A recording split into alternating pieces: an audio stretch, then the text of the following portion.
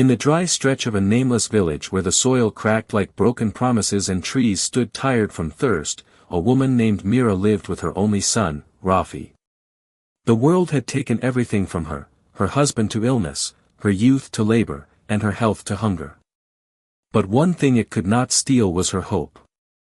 Rafi, barely 6, dreamed out loud. One day, we'll live in a house with big windows and painted walls. A house where I can run from room to room.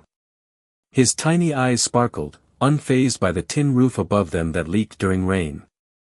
That night, after Rafi slept under the patchy blanket of stars, Mira stayed awake, staring at the horizon as if waiting for a miracle. She whispered to herself, if the world won't give him a castle, I will build one, even if it's just pretend.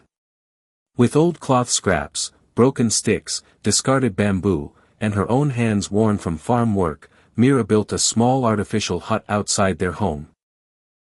She painted the walls with mud and wildflowers, tied ribbons from old saris to flutter in the wind.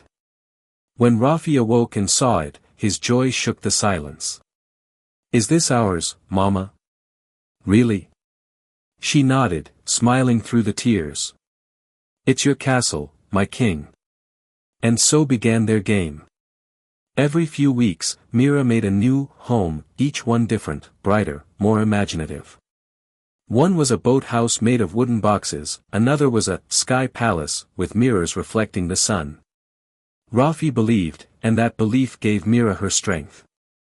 Not everyone understood.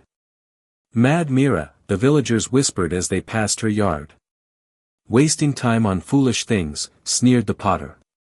She should work more, not play like a child, scolded the grain seller's wife. But Mira paid no mind. Her son smiled every morning. He laughed under roofs made of dreams. What more could she need?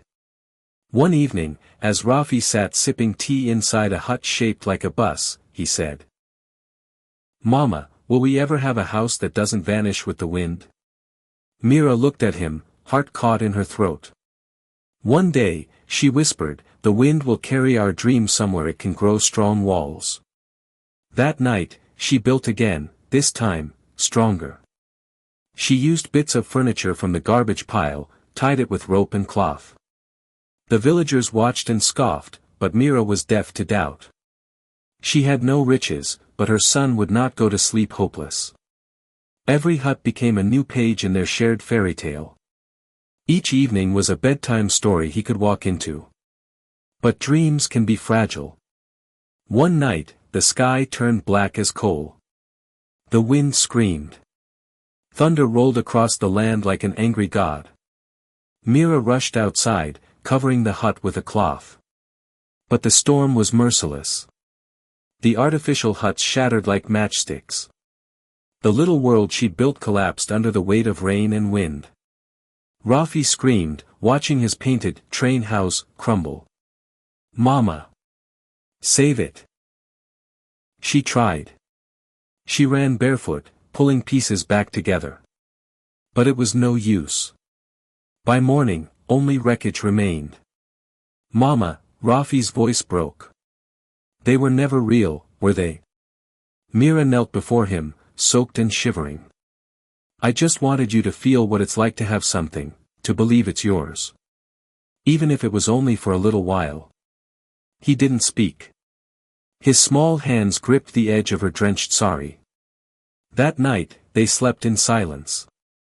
A few days later, as Mira tried rebuilding a hut with torn tarp and old wood, a stranger walked into the village.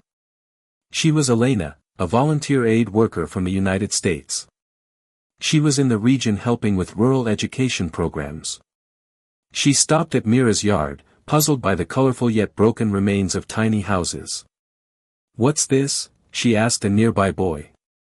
That's Mira Auntie's world of huts. She builds them for her son. Later, Elena sat with Mira and asked her why. Mira said softly, we don't have much. But I didn't want my child to grow up thinking poverty means you can't imagine. So I made him a world, with my hands. Even if it was fake, the joy was real. Elena was speechless. She took a photo of Mira and Rafi standing next to the remains of their last hut, and posted it online with the caption. She made many artificial huts for her son's satisfaction. Because sometimes love builds what bricks cannot. The post spread like fire. First a few likes. Then hundreds. Then tens of thousands. From homes in Brooklyn to classrooms in Seattle, people were moved by Mira's quiet resilience. Donations poured in. Journalists called. A well-known American humanitarian group offered to build Mira and Rafi a real home. 3 months later, where once the fake hut stood, now rose a real house, with painted walls, real glass windows, and even a tiny bookshelf where Rafi could place his favorite storybooks. Elena returned to see them again. "This is your home now," she said to Rafi. "Made by people all over the world who believe in your dreams." Rafi hugged her. "This one won't fly away in the wind, right?" Mira, standing behind him, smiled and replied. "No, my son. This one will stay, even in the storm." And Rafi, with eyes wide and grateful, whispered. "Thank you, Mama, for making me believe before the world did." The villagers gathered that day. No longer with laughter or mockery, but with tears and awe. Mira, once the foolish woman, now stood as a symbol of motherly love and resilience, a woman who built a world from nothing but love and imagination. Sometimes, the homes we build with love are stronger than the ones built with cement. A mother's hands may be worn, but her heart can move mountains. And in the eyes of a child, even a hut made of straw becomes a palace, if it's built with love.